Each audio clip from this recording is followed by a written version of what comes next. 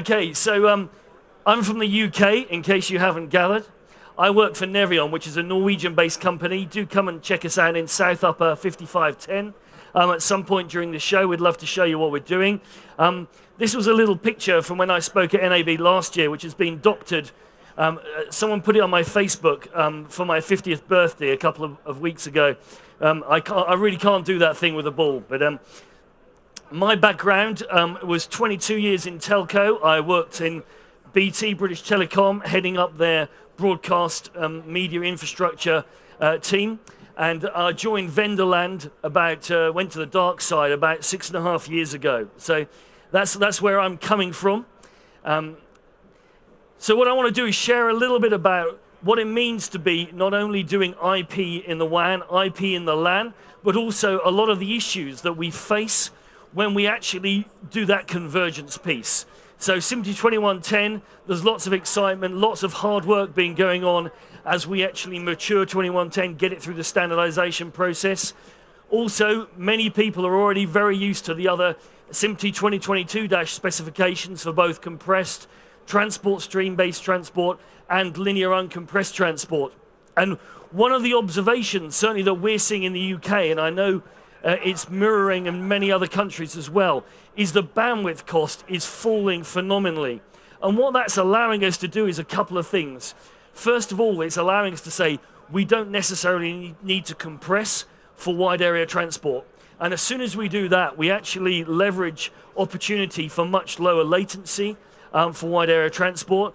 As an example, the English Premier League, which is pretty high value content coming out of the UK, globally,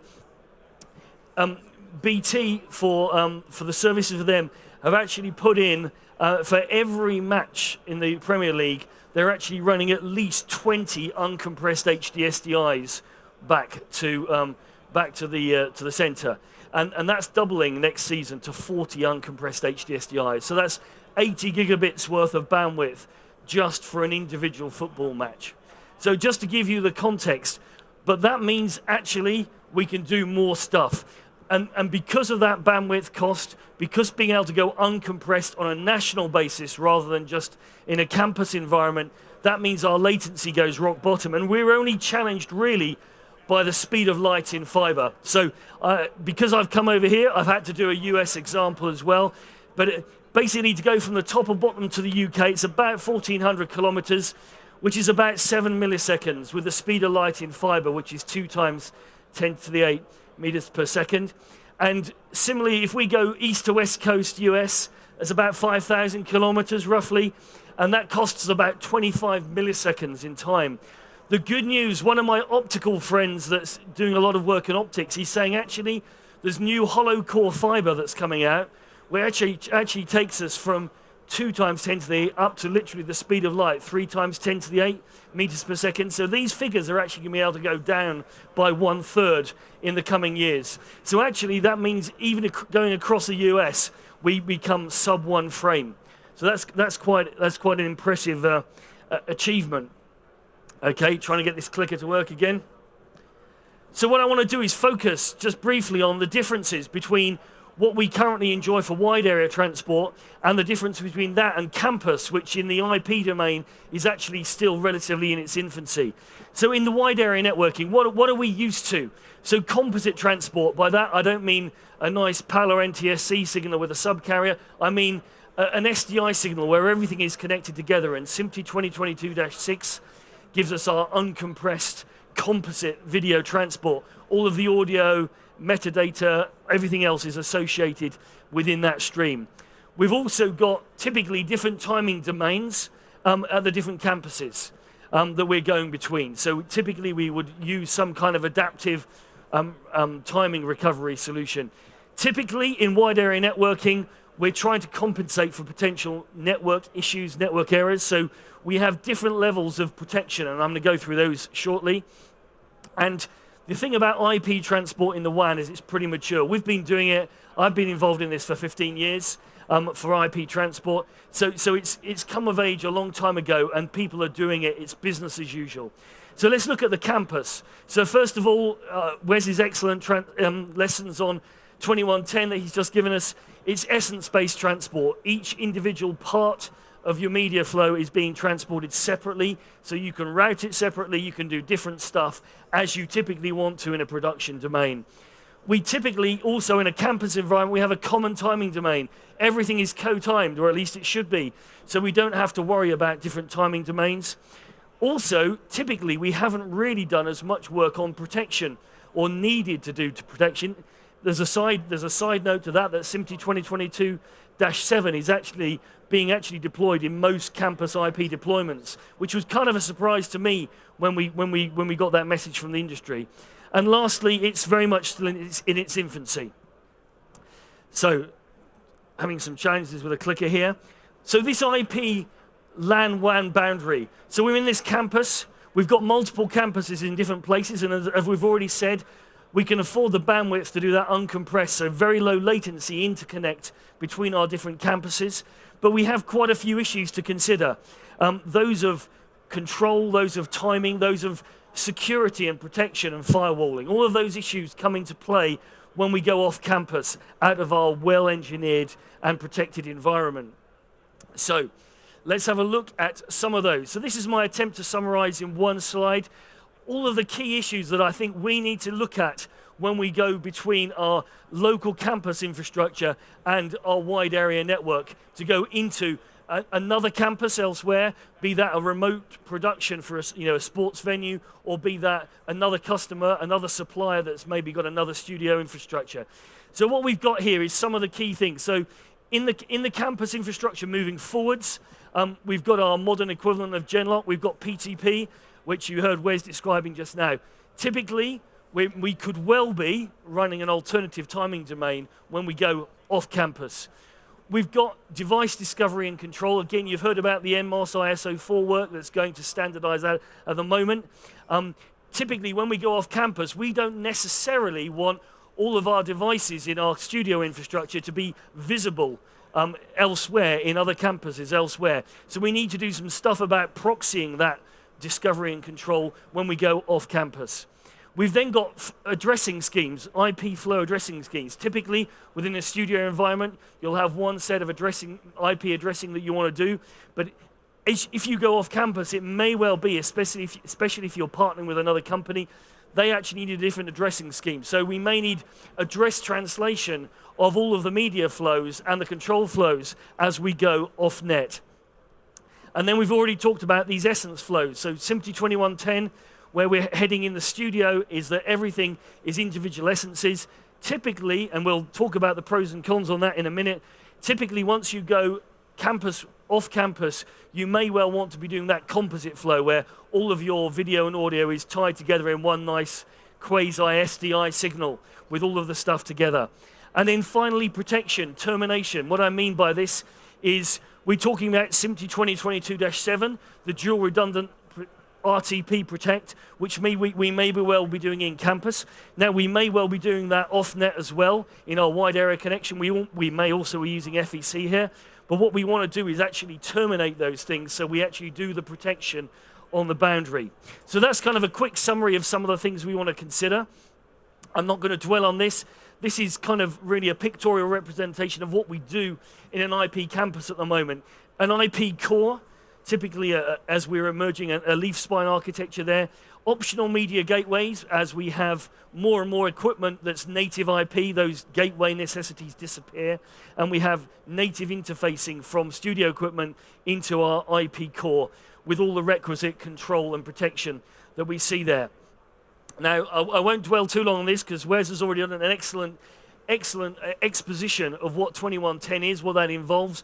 The key message is we didn't reinvent the wheel where we didn't need to on 2110. It's been a very fast-moving standard. I've been enjoyed being part of that process, but it's been good to see how the industry has come to consensus very quickly. But key things, -10 is system, -30 is audio, -20 is video, -40 is ancillary data, and -21, which we're still having some fights on, is timing. And what by that, what we mean is how we actually deliver the packets to the network that come from the feeds and how we have to handle them in the receiving gig. But The great news is this is getting mature now, although it's not been fully published. It's actually in a very good state of maturity, and the adoption is incredibly quick and very, very exciting. For the WAN, for the long haul, we've got the SMPTE 2022-6, which is what I talked about. That's effectively SDI, packetized SDI, if you like, in IP packets. We've also then got any compressed formats like JPEG 2000 or H.264, HEVC. Typically, we'll be going over a 2022-2 format. And then we may need to go 2110 in the wide area network as well. Because if we're trying to actually do a full remote production from a facility somewhere else for a sports venue, then we may well be wanting to do native 2110 in the wide area network as well. So those are our options for wide area networking. Now, we've talked about protection. Some of these protections, specifically this one here, spatial protection, which is what I call our RTP merge, our 2022-7. That's actually taking up a lot of traction, both in the campus as well as in the wide area network. We also have some other techniques here, what I call spatial and temporal diversity, where we actually add a delay to the alternate flow. So we actually have temporal diversity as well as spatial diversity. Typically, we're not going to be using that in the campus environment because we don't have the level of error issues that we need to. And also FEC, that's very much typically more of a wide area network solution. So really this spatial redundancy, we're tending to see both in the WAN and the LAN. These other two protection techniques seem to be exclusively being used for WAN. And again, on that boundary between LAN and WAN, we need to allow us to terminate these protection solutions. Oh, I've gone black again.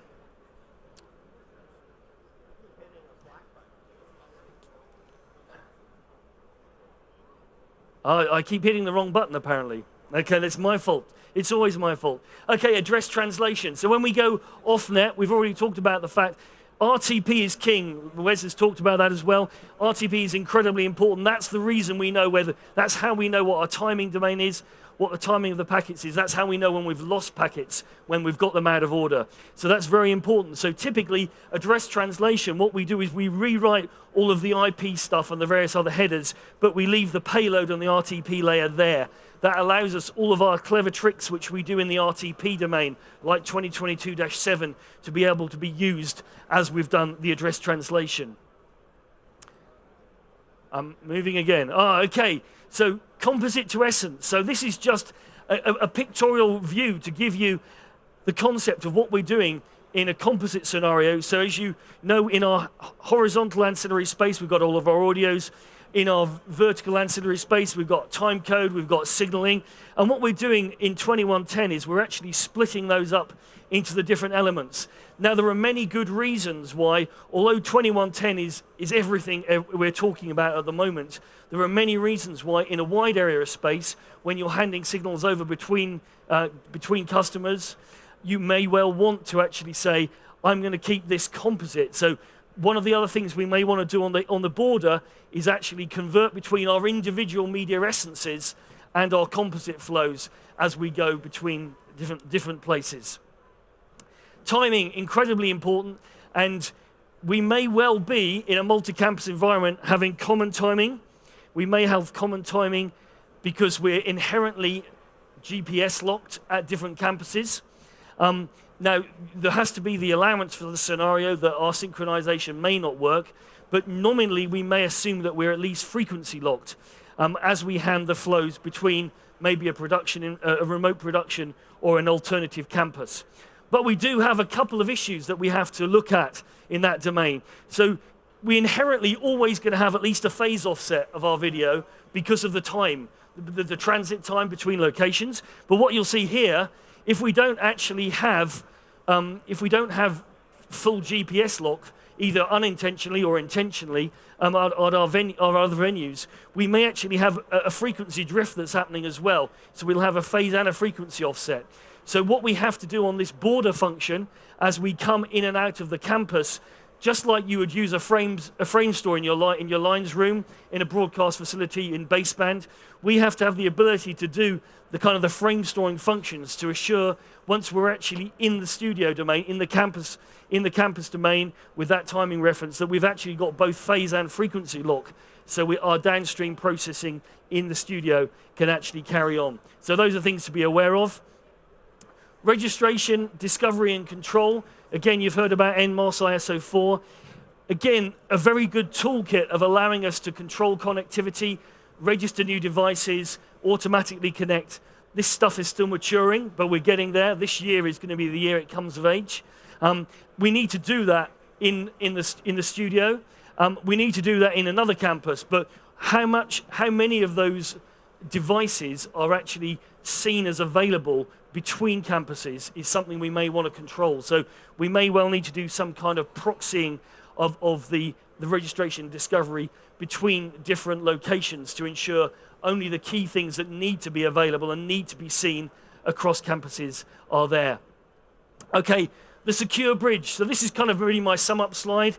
We've talked about everything we want to do from the different locations, all of those challenges with timing, with discovery and control, with address translation, going between essence-based 2110 and our traditional composite-based transports, and actually terminating the protection. So hopefully that's given you a challenge, of an oversight of some of the challenges that we face as we look to embrace this converged everything happening on IP, both in the LAN and the WAN.